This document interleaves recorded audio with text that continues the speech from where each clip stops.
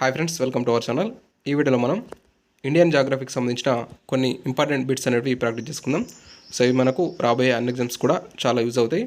So రాబోయే group 2 కానీ group 3 కానీ అలాగే గ్రూప్ 1 ఇతర అన్ని ఎగ్జామ్స్ కూడా చాలా యూజ్ అవుతాయి. కాబట్టి ఖచ్చితంగా వీడియో లైక్ చేసి ఖచ్చితంగా ఎండ్ వరకు చూడండి. సో ఇక లేట్ చేయకుండా ఈ వీడియో స్టార్ట్ చేసుకుందాం. సో ఇక్కడ ఫస్ట్ క్వశ్చన్ చూసినట్టయితే చూడండి, క్రింది ఏ రాష్ట్రానికి అంతర్జాతీయంగా 3 దేశాలతో సరిహద్దు లేదు? ఏ దేశానికి అంతర్జాతీయంగా 3 దేశాలతో సరిహద్దు లేదు అన్నాడు. ఇక్కడ మనం సిక్కిం కనుక చూసినట్టయితే సిక్కిం అనేది సిక్కిం రాష్ట్రానికి ఏ దేశాలతో సరిహద్దు ఉంటుంది? చైనాతో ఉంటుంది, నేపాల్తో ఉంటుంది, అలాగే భూటాన్తో సరిహద్దు ఉంటుంది. సిక్కింకి చైనాతో ఉంటుంది, నేపాల్తో, భూటాన్తో ఈ వీటితో సరిహద్దు ఉంటుంది. అలాగే అరుణాచల్ ప్రదేశ్కి చైనాతో కానీ భూటాన్తో అలాగే మయన్మార్తో, సో ఈ 3 దేశాలతో ఈ యొక్క అరుణాచల్ ప్రదేశ్కి సరిహద్దు ఉంటుంది. అలాగే ఇక్కడ పశ్చిమ బెంగాల్ కనుక చూసినట్టయితే మనకు పశ్చిమ బెంగాల్కి బంగ్లాదేశ్తో, నేపాల్తో, భూటాన్తో సరిహద్దు ఉంటుంది. ఇక్కడ అస్సాంకి మాత్రం ఓన్లీ భూటాన్ మరియు ఈ యొక్క బంగ్లాదేశ్తో మాత్రమే సరిహద్దు ఉంటుంది. సో రెండింటితోనే ఉంటుంది. ఇక్కడ మనకు మూడు దేశాలతో సరిహద్దు అడిగాడు కాబట్టి మనకు ఆన్సర్ ఏమవుతుంది? ఇక్కడ అస్సాం అనేది ఇక్కడ రైట్ ఆన్సర్గా చెప్పుకోవచ్చు, అస్సాం. ఓకేనా. సో నెక్స్ట్ సెకండ్ ఆన్సర్ చూడండి, మొత్తం భూమి ఉపరితల విస్తీర్ణంలో భారతదేశం ఎంత శాతం ఆక్రమించి ఉంది? మొత్తం భూమి ఉపరితల విస్తీర్ణంలో భారతదేశం అనేది ఎంత శాతం విస్తరించి ఉందంటే దీనికి సంబంధించిన ఆన్సర్ మనకు 0.57 అనేది ఇక్కడ మనకు రైట్ ఆన్సర్గా చెప్పుకోవచ్చు. 0.57% చెప్పుకోవచ్చు. ఓకేనా. సో నెక్స్ట్ చూసినట్టయితే థర్డ్ క్వశ్చన్ చూడండి, భారతదేశం విస్తీర్ణంలో పాకిస్తాన్ కంటే ఎన్ని రెట్లు పెద్దది? భారతదేశం అనేది విస్తీర్ణంలో పాకిస్తాన్ కంటే ఎన్ని రేట్లు పెద్దది అంటే 4 రెట్లు పెద్దది. సో 4 రెట్లు పెద్దది. ఓకేనా. సో మీరు కూడా వీటికి ఆన్సర్ చేయడానికి ట్రై చేయండి. సో వీలైతే మీరు మ్యాప్ పక్కన పెట్టుకొని, ఇండియన్ మ్యాప్ పక్కన పెట్టుకొని మీరు చూసినట్టయితే మీకు ఈజీగా అర్థమవుతుంది. ఓకేనా. సో నెక్స్ట్ ఫోర్త్ క్వశ్చన్ చూడండి, క్రింది వాటిలో ఏ దేశం భారతదేశ భూభాగంతో పరివేష్టితమై ఉంది? సో కింది వాటిలో ఏ దేశం భారతదేశ భూభాగంతో పరివేష్టితమై ఉందంటే బంగ్లాదేశ్. సో బంగ్లాదేశ్ అనేది భారతదేశ భూభాగంతో పరివేష్టితమై ఉండడం జరిగింది. ఓకేనా. సో నెక్స్ట్ ఫిఫ్త్ క్వశ్చన్ చూడండి, క్రింది వాటిలో మినీ టిబెట్గా పిలిచే ప్రాంతం ఏది? మినీ టిబెట్ అని మనం దేన్ని అంటాం? మినీ టిబెట్ అని దేన్ని అనడం జరుగుతుంది అంటే లడక్. ఓకేనా, Ladakh. Okay. So next sixth question చూడండి, కర్ణాటక మహారాష్ట్రకు ఎన్ని రాష్ట్రాలతో సరిహద్దు ఉంది? కర్ణాటక మహారాష్ట్రకు ఎన్ని రాష్ట్రాలతో సరిహద్దు ఉండడం జరిగిందంటే మనకి ఇక్కడ దీనికి సంబంధించిన ఆన్సర్ వచ్చేసి 6 రాష్ట్రాలతో సంబంధం ఉండడం జరిగింది, 6. ఓకేనా. సో నెక్స్ట్ సెవెంత్ క్వశ్చన్ చూడండి, క్రింది వాటిలో ఏ రాష్ట్రం 5 రాష్ట్రాలతో సరిహద్దు పంచుకోదు? ఏ రాష్ట్రం 5 రాష్ట్రాలతో సరిహద్దు పంచుకోదు అన్నాడు. ఇక్కడ మనం చూసినట్టయితే దీనికి సంబంధించిన ఆన్సర్ వచ్చేసి ఛత్తీస్గఢ్. సో ఛత్తీస్గఢ్ అనేది మనకు 7 రాష్ట్రాలతో సరిహద్దు పంచుకుంటుంది, ఛత్తీస్గఢ్. సో ఇక్కడ ఇవన్నీ కూడా మనకు 5 రాష్ట్రాలతో సరిహద్దు పంచుకునేట్టుగా చెప్పుకోవచ్చు, హర్యానా, మధ్యప్రదేశ్, ఆంధ్రప్రదేశ్. ఓకేనా.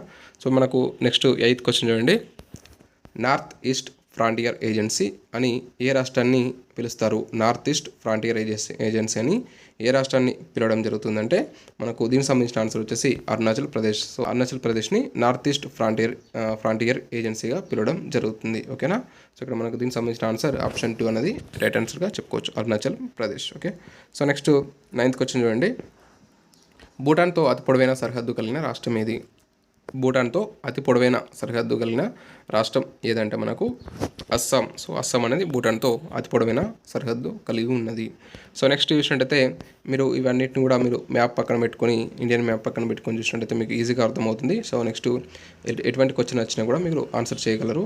సో నేను చెప్పినా కూడా అది ఓన్లీ ఈ టైం వరకు మాత్రమే గుర్తుంటుంది. సో మీరు కనుక మ్యాప్ పక్కన పెట్టుకొని చూసినట్టయితే సో మీకు ఎప్పటికీ గుర్తుండిపోతుంది. ఓకేనా. సో నెక్స్ట్ చూసినట్టయితే 10th చూడండి, 10th క్వశ్చన్, క్రింది వాటిలో ల్యాండ్ ఆఫ్ జెమ్స్ అని పిలిచే రాష్ట్రం ఏది? ల్యాండ్ ఆఫ్ జెమ్స్ అని ఏ రాష్ట్రాన్ని పిలుస్తాం? మణిపూర్. సో మణిపూర్ని ల్యాండ్ ఆఫ్ జెమ్స్ అని పిలవడం జరుగుతుంది. ఓకేనా. సో నెక్స్ట్ చూడండి, నార్కొండం అగ్నిపర్వతం క్రింది ఏ దీవిలో ఉంది? నార్కొండం అగ్నిపర్వతం అనేది ఏ దీవిలో ఉండడం జరిగిందంటే మనకు దీనికి సంబంధించిన ఆన్సర్ వచ్చేసి ఆప్షన్ 1 అనేది రైట్ ఆన్సర్గా చెప్పుకోవచ్చు, ఉత్తర అండమాన్. ఓకేనా.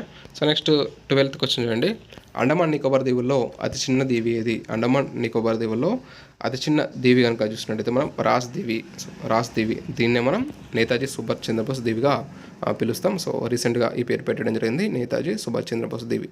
ఓకేనా. సో నెక్స్ట్ 13th క్వశ్చన్ చూడండి, భారతదేశం వాణిజ్యపరమైన అధికార పరిధి తీరం నుండి ఎన్ని నాటికల్ మైళ్ళ వరకు ఉంటుంది? భారతదేశం అనేది వాణిజ్యపరమైన అధికార పరిధి తీరం నుంచి ఎన్ని నాటికల్ మైళ్ళ వరకు ఉంటుందంటే దీనికి సంబంధించిన ఆన్సర్ వచ్చేసి మనకు ఏమవుతుందంటే 200, సో మనకు 200 కిలోమీటర్ల నాటికల్ మైళ్ళ వరకు ఉండడం జరుగుతుంది. ఓకేనా. సో నెక్స్ట్ 14th క్వశ్చన్ చూడండి.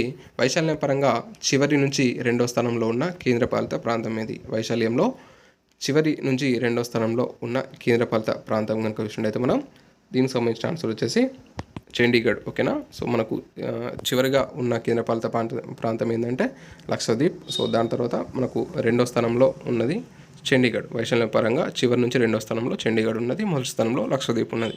Okay. So next 15th question చూడండి. తూర్పు తీరంలో అతి తక్కువ తీరరేఖ కలిగిన రాష్ట్రం ఏది? తూర్పు తీరంలోని అతి తక్కువ తీరరేఖ కలిగిన రాష్ట్రం ఏది అని మనం చూసినట్టయితే దీనికి సంబంధించిన ఆన్సర్ వచ్చేసి పశ్చిమ బెంగాల్. పశ్చిమ బెంగాల్ అనేది ఇక్కడ రైట్ ఆన్సర్గా చెప్పుకోవచ్చు. ఓకే. నెక్స్ట్ క్వశ్చన్ చూడండి.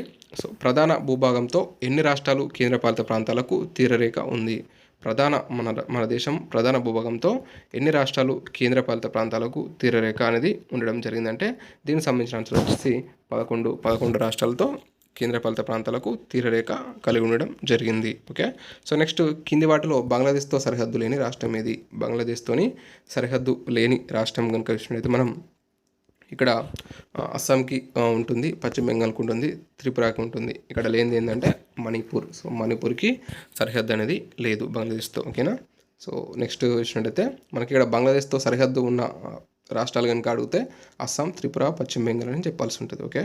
సో నెక్స్ట్ చూసినట్టయితే అస్సాంకు ఎన్ని రాష్ట్రాలతో సరిహద్దు ఉంది? అస్సాంకి ఎన్ని రాష్ట్రాలతో సరిహద్దు ఉంది? దీనికి సంబంధించిన ఆన్సర్ మనకు అస్సాంకి 7 రాష్ట్రాలతో సరిహద్దు ఉండడం జరిగింది. అస్సాంకి 7 రాష్ట్రాలతో సరిహద్దు ఉంది. Okay. So next 19th question చూడండి. క్రింది వాటిలో ఏ నగరాన్ని సిటీ ఆఫ్ ర్యాలీస్గా పిలుస్తారు? కింది వాటిలో ఏ నగరాన్ని సిటీ ఆఫ్ ర్యాలీస్గా పిలవడం జరుగుతుందంటే దీనికి సంబంధించిన ఆన్సర్ మనకు న్యూఢిల్లీ. న్యూఢిల్లీ నగరాన్ని సిటీ ఆఫ్ ర్యాలీస్గా పిలవడం జరుగుతుంది. నెక్స్ట్ 20 క్వశ్చన్ చూడండి. క్రింది వాటిలో బంగ్లాదేశ్తో అతి తక్కువ సరిహద్దు పంచుకునే రాష్ట్రం ఏది? బంగ్లాదేశ్తో అతి తక్కువ సరిహద్దు పంచుకునే రాష్ట్రం కనుక మనం చూసినట్టయితే ఇక్కడ చూడండి, అస్సాం అనేది బంగ్లాదేశ్తో అతి తక్కువ సరిహద్దు అనేది పంచుకోవడం జరుగుతుంది. మనకు బంగ్లాదేశ్తో మొత్తంగా సరిహద్దు పంచుకునే రాష్ట్రాలు వచ్చేసి 5. బంగ్లాదేశ్తో సరిహద్దు పంచుకునే రాష్ట్రాలు వచ్చేసి మొత్తంగా 5. అవి ఏంటంటే మనం చూసుకుంటే పశ్చిమ బెంగాల్, అస్సాం, మేఘాలయ, త్రిపుర, మిజోరం. ఓకేనా. పశ్చిమ బెంగాల్, అస్సాం, త్రిపుర, మేఘాలయ, మిజోరం ఈ 5 రాష్ట్రాలు బంగ్లాదేశ్తో సరిహద్దు పంచుకోవడం జరుగుతుంది. మనకి ఈ యొక్క బంగ్లాదేశ్ అనేది అతి ఎక్కువ రాష్ట్రాలతో సరిహద్దు పంచుకున్న దేశంగా చెప్పుకోవచ్చు. సో బంగ్లాదేశ్, ఆ తర్వాత చైనా ఉంది. ఓకే. సో ఇది మనకు ఈరోజు వీడియో. నెక్స్ట్ వీడియోలో మరిన్ని ఇంపార్టెంట్ బిట్స్తో వీడియో చేసుకుందాం. సో ఈ వీడియో కనుక మీరు నచ్చినట్లయితే ఖచ్చితంగా లైక్ చేయండి, షేర్ చేయండి, అలాగే సబ్స్క్రైబ్ చేయండి. Thanks for watching. Thank you.